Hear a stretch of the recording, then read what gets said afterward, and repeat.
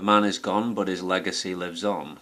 So in the first couple of days after former President Robert Mugabe passed away, we've been hearing about the mixed legacy and mixed feelings people have about a man who was a liberator who fought against the racist British colony of Southern Rhodesia, taking part in the Rhodesian Bush War. When a general election took place in 1980, ZANU-PF stormed to victory, Southern Rhodesia came to an end, and Zimbabwe, a proud African nation, was born.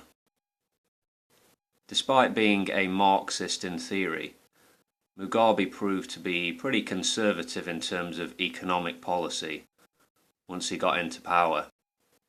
First as Prime Minister, then as Executive President from 1987 onwards, and he was in office for 30 years as President.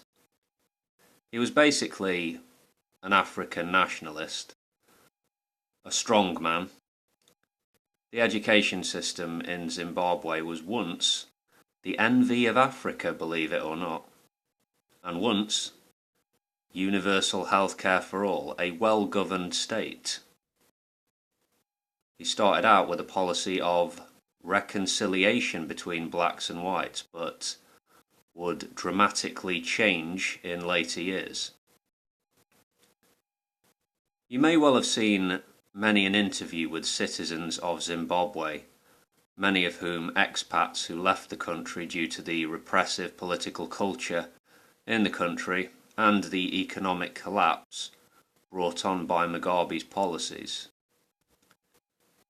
And there really is this view of a tragic character which emerges from people's views about him.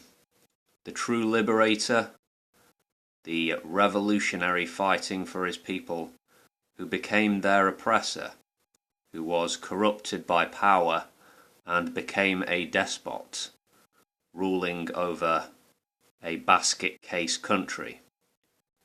Hyperinflation and mass unemployment have blighted the country before. Today, still, eye-watering unemployment numbers. Mugabe was eventually ousted from power in 2017, a coup. I think he would have liked to have lived to 100 and died in office. Well, he didn't achieve either, but he came pretty close on both, didn't he? Like many an authoritarian dictator, criticism was something he would not tolerate. His crimes against humanity over the decades are well documented. Did he become a changed man after his first wife died? Some Zimbabweans seem to think so. His second wife, Grace, was clearly viewed by many as greedy and power-hungry. How she was viewed had much to do with his removal from power in the end by ZANU-PF and military higher-ups. The decision to seize white-owned farms in 2000 was a big miscalculation, fucked up the country economically.